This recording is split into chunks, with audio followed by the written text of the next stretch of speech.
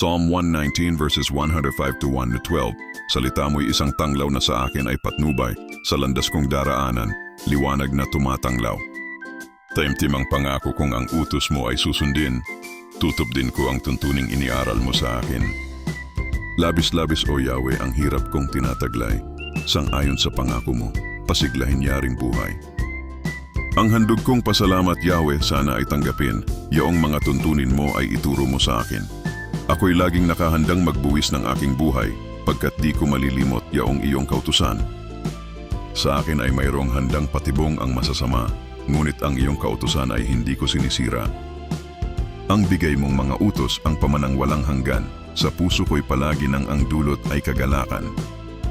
Ang pasya ko sa sarili, sundin ko ang kautusan, susundin ko ang utos mo habang ako'y nabubuhay. Ako'y galit sa sino mang sa iyo ay hindi tapat, ang tunay kong iniibig ay ang iyong mga batas. Ikaw lamang ang muog ko at matibay na sanggalang, ang pangako mo sa akin ay lubos kong aasahan. Kaya kayong masasama ako'y inyo ng lubayan pagkat ang utos ng Diyos hindi ko tatalikuran. Ang lakas na pangako mo upang ako ay mabuhay, ibigay mo't ang pag-asa ko ay hindi mapaparam. Upang ako ay maligtas, ingatan mo ako, O Diyos, ang pansin ko'y itutuon sa bigay mong mga utos.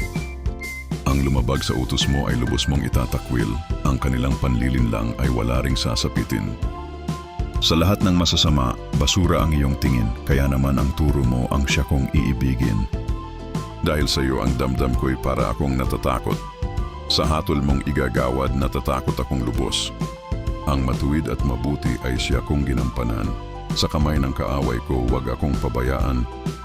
Aming Diyos, mangako kang iingatan ang iyong lingkod at hindi mo babayaang guluhin ng mga hambog.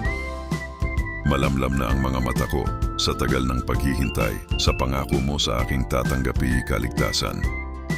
Sang-ayon sa pag-ibig mo, gayon ang gawing pagtingin, ang lahat ng tuntunin mo ay ituro na sa akin. Bigyan mo ng pangunawa itong iyong abang lingkod upang aking maunawa ang aral mo't mga utos. Panahon na, O Yahweh, upang ikaw ay kumilos, nilalabag na ng tao ang bigay mong mga utos. Mahal ko ang iyong utos ng higit pa kaysa ginto, kaysa gintong dinalisay utos mo'y isinapuso. Kaya iyang tuntunin mo ang siya kong sinusunod, pagkat ako'y namumuhi sa anumang gawang buktot. My brothers and sisters, ang mga salita na ito ay salita ng Diyos na nasa banal na aklat at siyang nagpapaalala sa atin na tayo ay mahal niya at ayaw niya tayong mapahamak. Ang salita ni Yahweh ay liwanag sa ating buhay na ating nilalakaran patungo sa tamang daan upang tayo ay lumakad sa kanyang liwanag. Mahal tayo ng Diyos at ayaw niya tayong mapahamak. Magbago ka na, kaibigan ko, mahal tayo ni Jesus.